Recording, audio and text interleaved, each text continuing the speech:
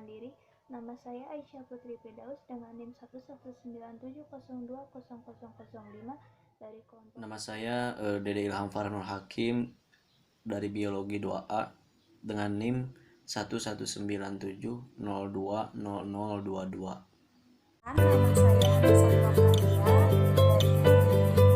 dari semester 2A dengan NIM 1197020016. Saya Dida Novianti Rizky dari kelas Biologi 2A dengan NIM 11970200027. Nama saya Hana Kurnia Sarifudin dari Biologi 2A dengan NIM 11970200040. Di sini kami akan membahas tentang peran mikroba pada pembuatan keju. Yang akan dibahas yaitu apa itu keju, apa saja manfaatnya, apa saja bahannya, bagaimana cara kerjanya, dan dibahas lebih spesifik tentang peran mikroba tersebut dalam pembuatan keju. Oke, yang pertama dimulai dari apa itu keju. Keju itu sendiri adalah sebuah makanan yang dihasilkan dengan memisahkan zat-zat padat dengan proses pengentalan atau koagulasi. Proses pengentalan ini dibantu dengan bakteri Lactobacillus bulgaricus dan juga dengan enzim tertentu yang disebut dengan rennet. Rennet ini yaitu mikroba yang berperan untuk mengasamkan susu. Umumnya susu yang digunakan dalam pembuatan keju yaitu susu sapi, unta, kambing, kerbau, dan juga kuda. Nah, keju mengandung banyak zat gizi, yaitu ia mengandung kalsium, protein, lemak, vitamin A, dan juga riboflavin yang dimana baik untuk kesehatan tubuh.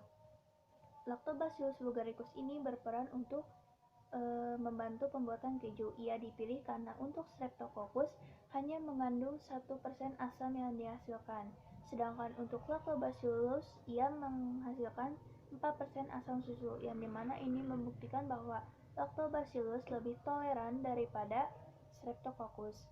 Selain itu, keju juga mempunyai banyak manfaat bagi tubuh, diantaranya yaitu membantu kontrol hormon insulin pada tubuh, membantu mencegah kesehatan gigi karena keju itu terbuat dari susu, yang dimana ia mengandung antikariogenik yang berperan untuk mencegah terjadinya gigi berlubang.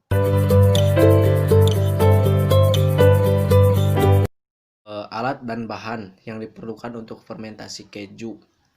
Pertama, bahan di sini ada susu sapi, garam dapur, stabilizer, susu skim, dan starter mikroba yaitu Lactobacillus dan Lactis L. cremoris.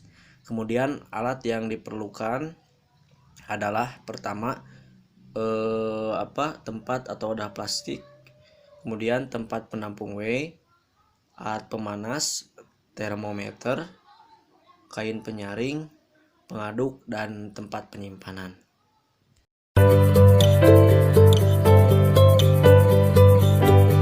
Selanjutnya saya akan menjelaskan tentang proses pembuatan keju.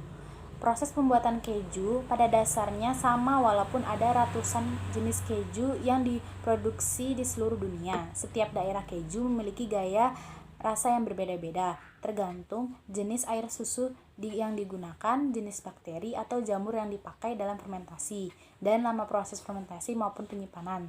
Ada 5 tahapan utama dalam pembuatan keju. Yang pertama, pengasaman. Pada proses ini, susu dipanaskan agar bakteri asam laktat atau Streptococcus dan Lactobacillus dapat tumbuh. Bakteri-bakteri ini akan memakan laktosa pada susu dan mengubahnya menjadi asam laktat. Saat tingkat keasaman meningkat, zat-zat padat pada susu, yaitu protein, kasein, lemak, beberapa vitamin dan mineral, menggumpal dan membentuk dadih atau semacam busa. 2. Pengentalan.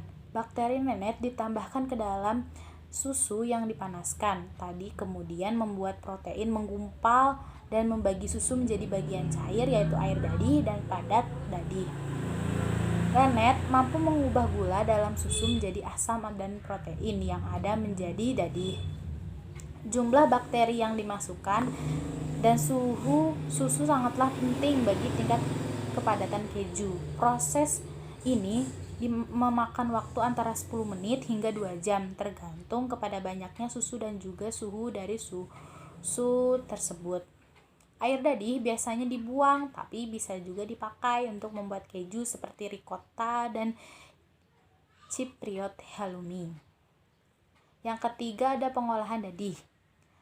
Setelah pemberian renet, proses selanjutnya dadih diiris, dicincang menggunakan tangan dan dengan bantuan mesin supaya mengeluarkan lebih banyak air dadih. Dengan menggunakan bantuan sebuah alat atau yang berbentuk seperti kecapi, dadih keju dihancurkan menjadi butiran-butiran kecil. Semakin halus, maka semakin banyak air dadih yang dikeringkan, menghasilkan keju yang lebih keras. Yang keempat, persiapan sebelum pematangan. Beberapa persiapan pada dadih itu, yang pertama, pencetakan. Saat dadih mencapai ukuran yang sesuai dadih, dipisahkan dan dicetak sebelum dituang ke dalam cetakan. Dadih tersebut dikeringkan terlebih dahulu, kemudian dapat ditekan, lalu dibentuk atau diiris. Yang kedua ada penekanan. Keju ditekan sesuai dengan tingkat kekerasan yang diinginkan. Untuk keju lunak, penekanan tidak dilakukan karena berat dari keju tersebut sudah cukup berat untuk melepaskan air dadih. Begitupun halnya dengan keju yang iris. Berat dari keju iris tersebut menentukan tingkat kepadatan yang diinginkan. Meski demikian, sebagian besar keju melewati proses penekanan, waktu dan intensitas penekanan berbeda-beda bagi setiap keju. Yang ketiga ada pengasinan.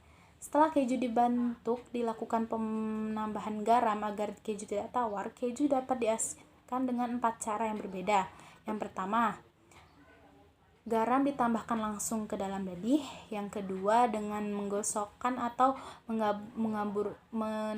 menaburkan pada bagian kulit keju. Hal ini menyebabkan kulit keju terbentuk dan melindungi bagian dalam keju agar tidak matang terlalu cepat. Nah, keju-keju yang berukuran besar diasinkan dengan cara direndam dan dalam air garam. Perendaman keju bisa menghasilkan atau menghabiskan waktu berjam-jam hingga berhari-hari. Nah, yang terakhir, dengan mencuci bagian permukaan keju dengan larutan garam. Yang kelima, ada pematangan. Pematangan atau ripening yaitu proses yang mengubah dadih segar menjadi keju yang penuh dengan rasa. Pematangan disebabkan oleh bakteri atau jamur yang digunakan dalam proses produksi. Karakter akhir dari keju banyak ditentukan dari jenis pematangannya. Sekian dari saya, selanjutnya akan dilanjutkan oleh teman saya. Di sini saya akan menjelaskan sedikit tentang salah satu bakteri yang berperan dalam proses pembuatan keju, yaitu bakteri Lactococcus lactis. Bakteri Lactococcus lactis merupakan bakteri yang berasal dari kelas Bacilli, ordo Lactobacillales, dan famili Streptococcaceae. Bakteri Lactococcus lactis merupakan bakteri gram positif, berperan mesofilik dan fakultatif anaerob. Bakteri ini tidak membentuk spora, tidak motil, dan juga selnya berbentuk bulat seperti telur. Ukuran bakteri ini memiliki kisaran ukuran sekitar 0,5 sampai 1,5 mikrometer dan juga susunan selnya itu berantai atau bersusun. Lactococcus lactis dapat mengasimilasi gula sederhana menjadi polisakarida kompleks yang diekspor dan juga tetap berhubungan dengan permukaan sel eksopolisakarida. Eksopolisakarida juga dapat meningkatkan kadar kelembaban pada keju. Nah, Lactococcus lactis ini berperan sebagai starter mesofilik pada proses pembuatan keju dan juga selain itu dia berperan pada proses fermentasi karena menghasilkan asam laktat. Di sini saya akan menjelaskan tentang peran mikroorganisme pada proses pembuatan keju. Yang pertama, ada asam laktat yang terdapat di dalam kultur dan yang terbentuk selama periode pematangan, membantu koagulasi susu secara cepat oleh rennet, campuran rennet dan pepsin atau koagulan lain. Waktu koagulasi menurun dengan semakin tingginya keasaman pada susu. Yang kedua, pembentukan asam oleh kultur laktat setelah pemotongan gumpalan susu atau curd membantu mengeluarkan whey dari gumpalan susu atau curd. Jika produksi asam oleh kultur laktat sangat rendah, maka keju yang dihasilkan akan semakin tinggi kadar airnya.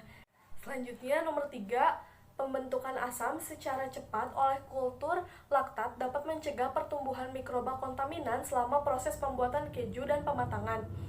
Jika produksi asam sangat rendah, keju yang dihasilkan akan mengalami kerusakan oleh mikroba kontaminan yang ditandai dengan pembentukan gas, rasa pahit, dan cita rasa yang menyimpang.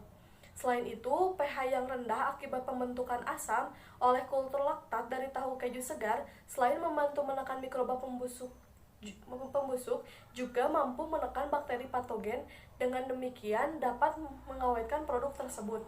Yang keempat, ada bakteri pembentuk asam atau laktis di dalam kultur laktat memproduksi enzim proteolitik yang mampu mendegradasi protein keju. Enzim ini membantu proses pematangan keju.